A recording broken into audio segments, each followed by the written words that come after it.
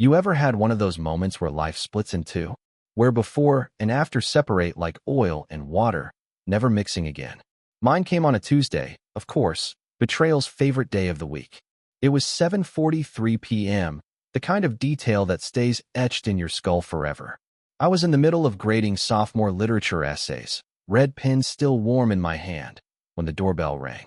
My wife, Monica, was in the kitchen, chopping vegetables like she was auditioning for a cooking show, knife against the board with the rhythm of someone trying not to feel anything. "Can you get that?" she called, without turning around. I didn't answer, just stood, adjusted the cuffs on my old university sweater, and walked to the door. There he stood, 18, maybe 19, tall, nervous, lanky kid with dark hair and a stare that made me pause. "Mr. Keller?" he asked. "That's me." He looked like someone who'd been practicing this moment in a mirror. "My name is Eli Brenner. I'm your son. Let me tell you something. Nothing in 2 decades of high school teaching prepares you for that extra credit assignment." My hand tightened around the doorknob, wedding ring clinking against brass like it was trying to object. My mind scrambled for excuses, for logic, for air. But memory beat me to it. Jessica Brenner. Sophomore year of college. A 3-week summer fling before real life came knocking. "That's not possible," I said, because that's what people say when they want time to stop. He didn't flinch. "I was born January 8th, 2008.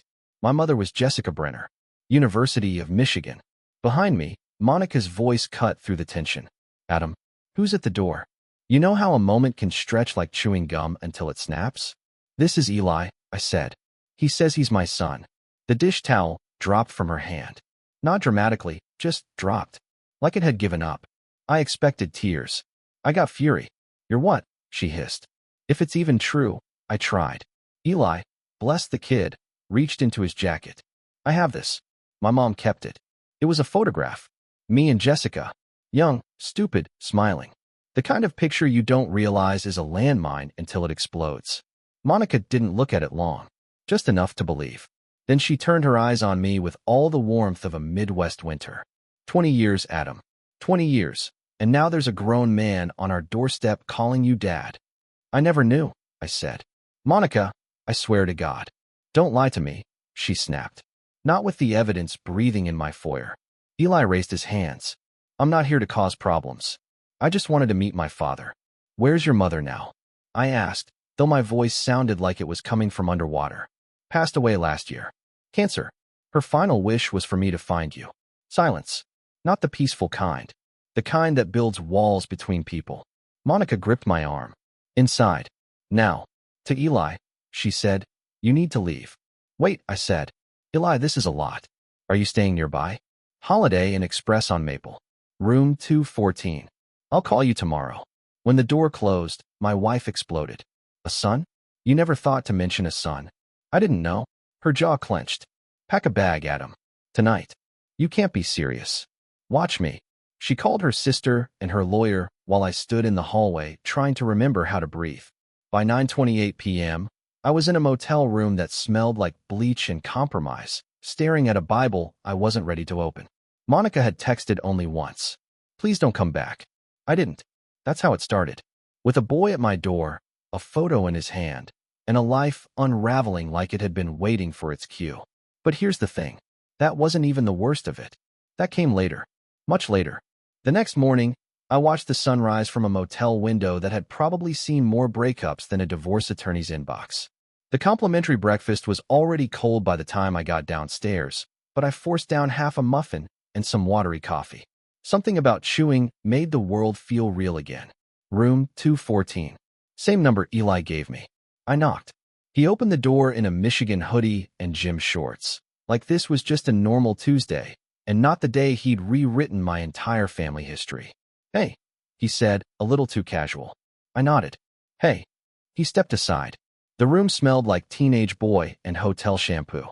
One bed was unmade, the other covered in papers. A worn-out notebook sat open on the desk. "You want coffee?" he asked. "They've got a carafe in the lobby."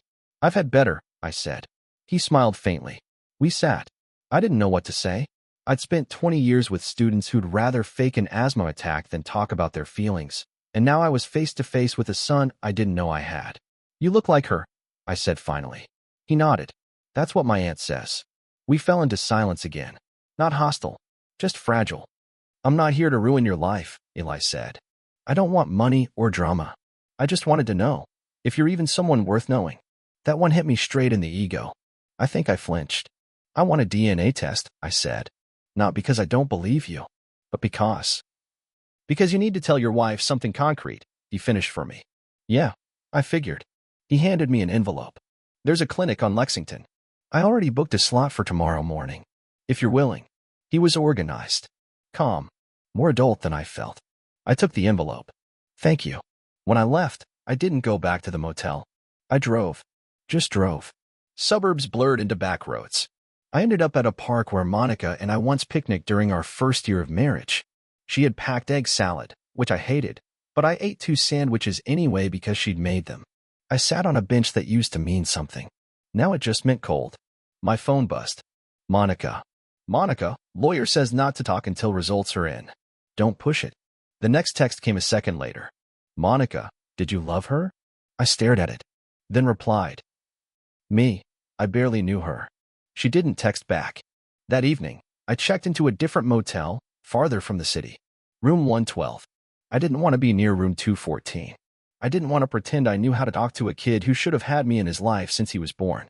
And I sure didn't want to be in the same zip code as the silence Monica had left behind. That night, I didn't sleep. I lay on the bed, watching the red digits on the clock blink into oblivion. I kept picturing Monica in the kitchen, chopping vegetables like nothing had changed. I wondered if she'd packed my things yet, or if she was sleeping in our bed like it was just another weeknight. And in between the flashes of memory and guilt, one thought kept circling like a vulture. If this is what honesty looks like, maybe I should have stuck with ignorance.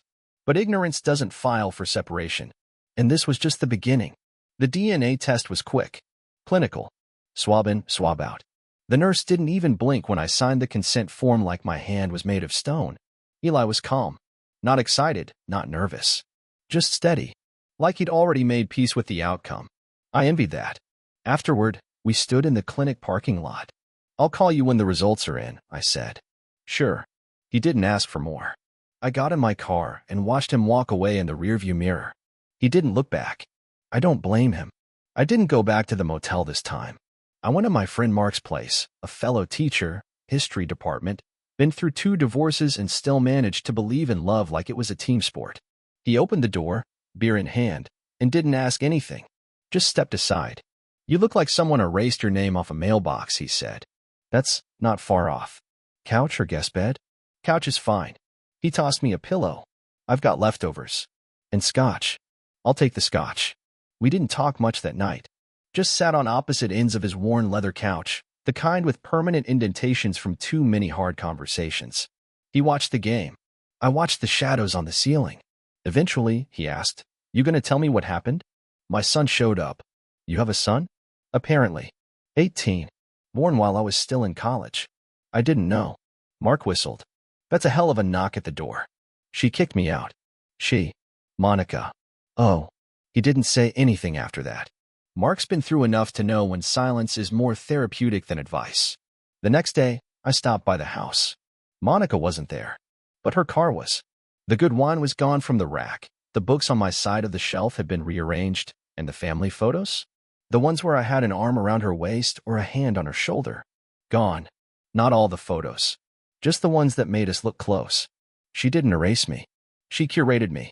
Her sister, Emily, texted while I stood in my own hallway like a stranger at an open house. Emily, please don't make this uglier than it already is. Monica's fragile right now. Fragile? Monica?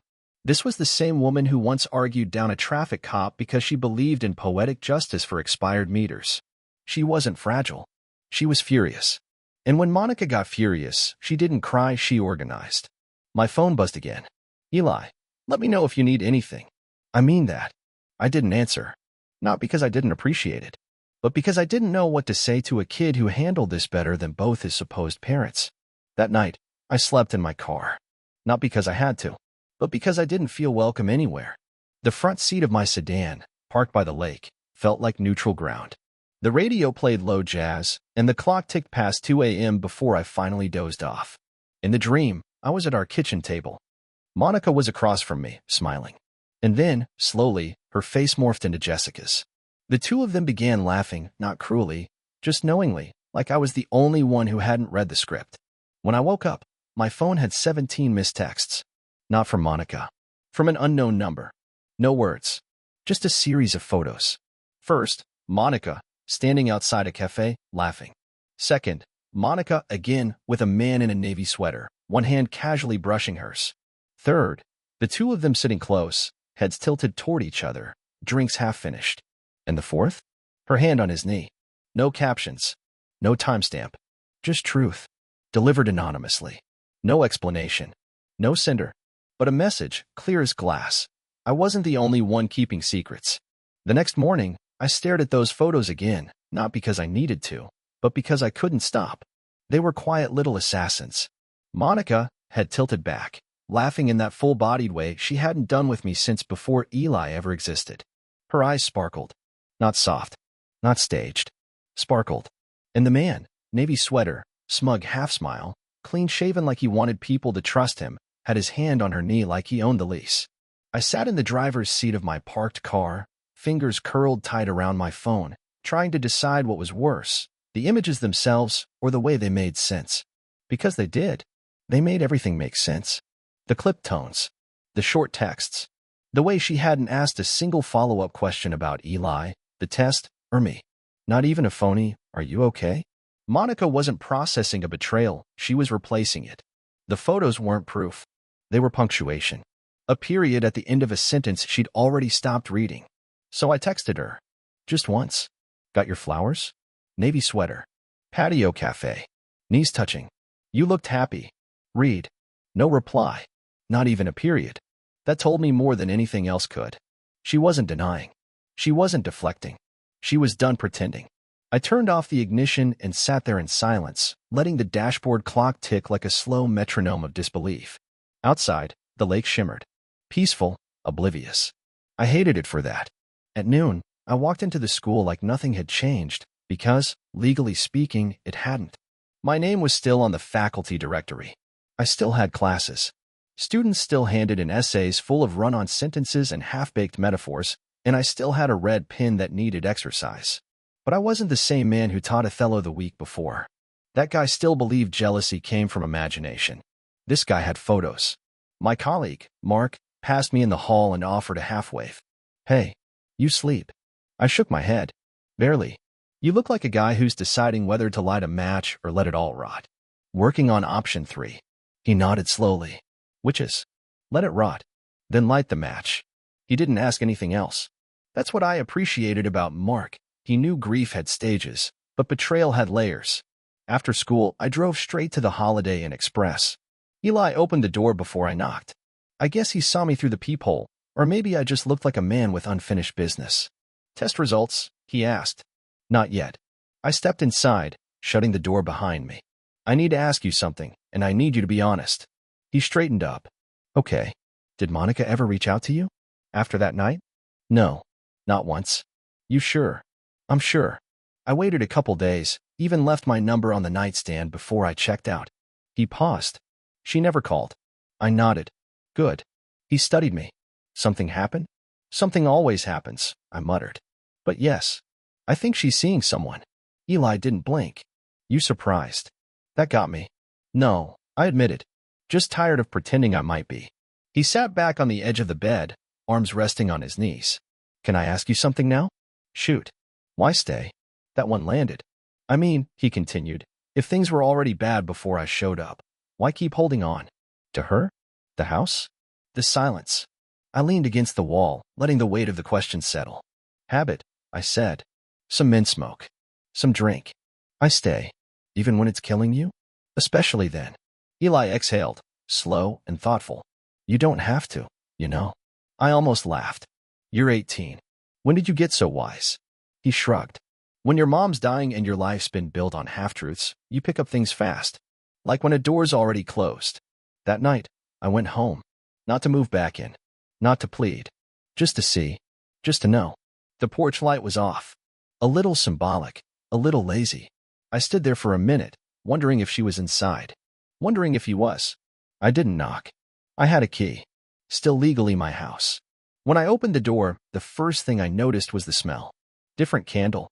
One of those boutique things from the farmer's market she used to scoff at.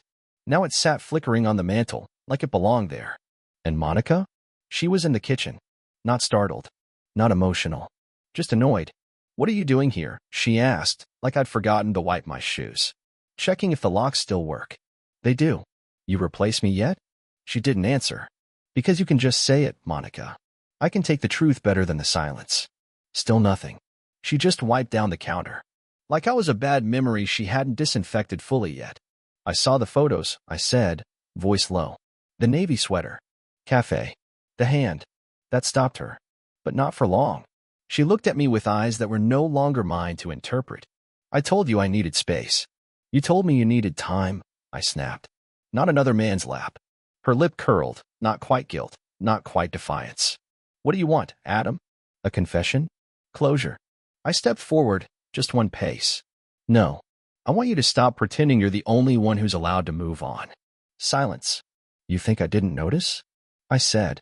"The way you packed my suitcase like you were brushing crumbs off the table? The way you cut me out of the photo albums like I was some Photoshop error." She didn't deny it. And I didn't wait for a response. I turned, walked back to the front door, and paused just long enough to toss one last sentence over my shoulder. "You should have told me it was over before you replaced me." Then I left. And this time, I didn't look back. The door closed behind me with the kind of finality you feel in your chest more than your ears. Monica didn't chase after me. She didn't ask me to stay. And I didn't expect her to. She wasn't the type to beg. She was the type to pivot, to reframe every decision as strength and every betrayal as justified. I used to admire that. Now, it just felt like I'd spent years trying to plant roots in someone else's exit strategy. The next morning, I met Eli for breakfast. We sat at a corner booth in a diner with cracked vinyl seats and a waitress who refilled your coffee like she was doing you a favor. "You look like you didn't sleep," he said. I didn't. He didn't press. Smart kid. We ate in near silence, two men chewing through more than just bacon and toast. When the check came, I paid. He reached for his wallet, and I shook my head. "Let me have this one," I said. "I missed about 6,000 meals with you already. Gotta start somewhere." That got a smile. A real one. Back at Mark's place, I pulled out my laptop. If Monica wanted to pretend we were strangers, I could oblige, but I wasn't going to let her rewrite history without a footnote. I opened a folder on my desktop called Plan B. It had been empty. Until now. Click by click, I filled it. Bank statements. Text screenshots. Metadata from the photos I'd received, timestamps, GPS data, all logged and labeled. I wasn't building a revenge file. Not yet. I was building a record. Because war doesn't start with weapons. It starts with documentation. Monica had money in an account I wasn't supposed to know about. She'd opened it 2 years ago for emergency funds, but her definition of emergency had started to look a lot like leisure brunches and boutique hotels. The kind where they fold the napkins into swans. Then I opened our shared cloud account. She hadn't logged out. Rookie mistake. There were folders. Some public. Some buried. One labeled Archives, another labeled April. I opened April. Vacations. Not ours. There she was, arms around him in a vineyard, sunglasses perched on her head, a caption that read, "Found something unexpected." The comments were locked. The photo was edited, cropped tight enough to hide her wedding ring, except it was still visible in the reflection of his sunglasses. I screenshotted that. Clicked. Saved. Labeled. Wine Country _evidence_3. I closed the laptop and sat back, feeling the ache behind my eyes creep towards something unfamiliar, not sadness, not anger, just resolve. Later that day, I stopped by a lawyer's office. Not to file. Just to ask questions. Mr. Bennett had a tie clip shaped like a gavel and the calm demeanor of someone who'd heard it all. "I'm not here to set the world on fire," I said. "Just want to know what matches I'm legally allowed to hold." He smiled faintly and slid a yellow legal pad across the desk. "Walk me through it." I gave him the short version. Eli. The motel. The photos. Monica's new extracurriculars. When I finished, he folded his hands. "She hasn't filed yet?" "Nope." "Well," he said, tapping his pen, "that works in your favor, actually. Gives you time to prepare." Quietly. I liked the way he said that. He told me about financial disclosures, preliminary separation agreements, digital forensics. Asked if I had joint accounts, shared assets, retirement. I did. Then he asked if I wanted to go scorched earth. No, I said. Not yet. But I knew that wasn't a no. That evening, I drove past the house again. Didn't go in. Didn't even slow down. I just needed to see it. The porch light was on this time. Her car was gone. His wasn't there either, assuming he had one. The driveway looked the same. The lawn still needed mowing. From a distance, it looked like a marriage still intact. From a distance, so do most things. At the motel that night, I opened my messages. Monica still hadn't replied to my last text. But she had posted something. An Instagram story. A boomerang. Clinking glasses. The caption said, "New beginnings." I watched it once. Then again. Then I muted my phone and set it down like it was radioactive. Across the room, the motel TV flickered on some crime show. A detective piecing together clues. A husband with a motive. I turned the volume off and let the images play. Then I pulled out a notepad and wrote a single word at the top of the page. Endgame. Below that, I listed 3 items. Document everything. Control the narrative. Exit on my terms. This wasn't a tantrum. This wasn't impulsive. This was chess. And I had just moved my first piece. I called Eli. "Hey," he said. "I've got a question for you." "Yeah." "You ever thought about staying in town longer?" A pause. "You serious?" "I'm not asking for a roommate. Just, I could use a little more of whatever steadiness you've got." He didn't hesitate. "Let me talk to my aunt." "But yeah, I can do that." We didn't say goodbye. We just hung up like men who knew this wasn't the end of the conversation. Back in the motel, I stared at the ceiling. I wasn't angry anymore. I was focused. There's a kind of clarity that comes when you finally stop trying to fix something and start preparing to leave it behind. That's where I was. The heartbreak? That happened weeks ago. What was happening now? That was something else entirely. 3 days passed before Monica called. 3 full days of silence, like we were strangers who'd once shared a cab, not a house, a life, a mortgage, and a set of anniversary china she insisted on registering for and never used. It was noon on a Thursday. I was parked in a grocery lot, eating a ham sandwich that tasted like napkins when the phone buzzed. "Monica, can we talk?" No periods. Just 4 words and a question mark, like she was inviting me for coffee, not climbing down from a house of lies she built with granite countertops. I didn't answer. Not right away. Instead, I sat in the car, watching people push carts full of bottled water and frozen dinners, going about their lives like their marriages weren't dissolving in motel rooms with burnt-out light bulbs. Then I typed 2 words. Talk how. 3 minutes later. "Monica, in person." "Where?" "Monica, the house." "Of course. The stage. Her kingdom." I stared at the screen, then replied, "1 hour." Then I turned off the car, left the sandwich on the dash, and drove to what used to be home. The driveway was empty. Interesting. I half expected Navy Sweater Man to be there, maybe doing push-ups in the living room while Monica blended kale and gaslit the truth. But no, I walked in without knocking. She was at the kitchen table, dressed like she hadn't slept, but too put together for it to be accidental.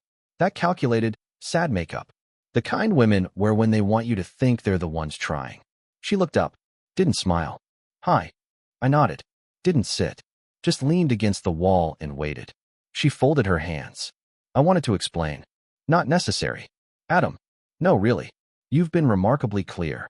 She opened her mouth, then shut it again. I could see the gears turning, the rehearsed speech stalling behind her eyes. "I made a mistake," she said finally. "Which one?" Her jaw clenched. "You don't have to be cruel." "I'm not. I'm just asking for specifics." A pause. Her eyes lowered. "His name is Josh." I gave a single, dry laugh. "Of course it is." She flinched like I'd thrown something. "It wasn't supposed to happen. None of it ever is. I didn't plan this." "No," I said, stepping forward. "You just planted it. Watered it. Let it grow in the cracks where a marriage used to live." She stood up. "Do you think this is easy for me?" "No. I think it's convenient for you." Monica folded her arms, classic defensive posture. "You shut down years ago, Adam. You retreated. Eli showing up just sped things up." I nodded slowly. "There it is." "There what?" "The rebranding. The part where I become the reason you tripped and landed mouth first on a guy named Josh." She didn't respond, just looked away. So I laid it down. "I know about the savings account. The trips. The photos. I know you told people we were taking time. That's rich. You weren't buying time, Monica. You were shopping for replacements." Her face went pale. "I've been documenting everything. I added. Bank transfers. Social posts. The archives folder you forgot to hide. A crack. Barely visible. But there. You're not stupid, I continued. You were just sloppy. She pulled her arms tighter across her chest. What do you want from me? I stared at her for a long second, then walked over to the coat rack, grabbed the key I left there 6 weeks ago, and held it out. This house? Yours. I'm done here. She didn't take the key, just stared at it like it was ticking. I'm filing next week, I said. Uncontested, if you play it straight. You'll get your half. But I keep the pension, and I keep my name clean. You think I'd fight you on that? I think you already have. You just weren't expecting me to notice. She still hadn't moved. Just stood there, arms crossed, the illusion cracking around her like thin ice. You always said I was predictable, I added. But you didn't realize predictable people make the most dangerous enemies, because we plan before we strike. That one landed. And then I said something I hadn't planned. Did you ever love me, Monica? She blinked. What kind of question is that? A simple one. Her mouth opened, but the words got stuck. I waited. She didn't answer. So I nodded, pocketed the key, and turned to leave. You're not even angry? She asked as I reached the door. I paused, looked back. I was. But now? I'm organized. That night, I didn't go back to Mark's. I drove to the little apartment I'd signed a lease for 2 days earlier. 1 bedroom, 2nd floor. View of nothing. But it was mine. I opened a bottle of beer, sat on the floor surrounded by boxes I hadn't unpacked, and exhaled for the first time in weeks. No TV. No background noise. Just stillness. The kind you earn after walking out of a storm and realizing you're still standing. The next morning, Eli helped me unload the car. He didn't ask questions. Just carried boxes like someone who understood what it meant to start from zero. Nice place, he said, surveying the blank walls. It's honest, I said. We ate cold pizza on the floor, and at one point, he looked over and said, You ever think she regrets it? I didn't answer right away. Then, she might. And if she does, then she can regret it quietly. Eli nodded. That's fair. Later that night, I sat on my balcony, small as it was, and looked out at the quiet, dull skyline. No drama. No performance. No empty rooms dressed up like love. Just me, a lukewarm beer, and a calendar full of blank pages. And I'll tell you something. There's power in walking away from the place they expected to find you. There's peace in silence they don't get to interpret. And there's freedom in knowing that the version of you they discarded, that was never the best one anyway. It started with the voicemail. 3 days after I left her kitchen, after I handed her the key and the truth, Monica cracked. The message came through at 2:11 a.m., the hour when guilt walks barefoot and whispers into silence. Her voice was raw. I didn't want it to be like this. You don't have to be cruel, Adam. I'm not the enemy. That was the problem. She still thought this was about kindness. The next morning, I got an email. No subject line. 1 sentence. If you want to talk, really talk, you know where to find me. I didn't respond. But I did know. Her language had shifted. No longer the queen of control. Now, just someone staring into the hole she helped dig. I spent that day watching rain smear the windows of my apartment, letting each streak blur what was left of her in my head. I deleted her contact photo, changed the ringtone, set her text to silent. But ghosts don't obey settings. They show up in memory and haunt you like you still owe them something. That night, I found one of her old sweaters in a moving box. Not even sure how it got there. I stared at it for 10 minutes, then dropped it into the trash and took it outside. Let someone else decide what it's worth. Monica's side started leaking into the world. I heard from mutual friends, from coworkers, from a barista who somehow became part of our marriage through secondhand gossip. Everyone had heard something. Some version where I was cold, distant, checked out emotionally. My favorite was the phrase, a shadow of who he used to be. I didn't fight it. Let her tell the story. Let her paint it glossy and tragic. I didn't need to correct her. Because silence? Silence echoes. And soon enough, people started seeing the gaps in her version. They'd ask, so what happened between you two? And I'd just smile. Ask her. She's got the script. They stopped asking after that. Then came Josh. He texted me. Yeah, let that settle in. Josh, unknown number, didn't mean to cause problems. She said you two were separated. I stared at the message. The sheer nerve of it. Not even a question. Just a statement of innocence wrapped in cowardice. I replied. She also said I do. So maybe start keeping track of what she says versus what she means. He didn't reply. Didn't need to. That was the first time I smiled in weeks. By the time the divorce papers landed on her doorstep, they weren't a surprise, just confirmation. I filed under irreconcilable differences. Because public betrayal wasn't a checkbox. Monica didn't contest it. But she did send a message through her lawyer. Can we do this quietly? Quietly. Like she hadn't already made a spectacle in slow motion. Like I hadn't spent 2 months being rewritten as the reason she lost interest in her vows. I agreed. Not for her. For me. The less noise, the cleaner the cut. The day the final papers were signed, I walked out of the courthouse into sharp autumn wind. Eli met me on the steps. He handed me a coffee and said, "So that's it?" I nodded. "That's it. You okay?" "I'm not angry anymore," I said. "I'm not sad. I'm just adjusted."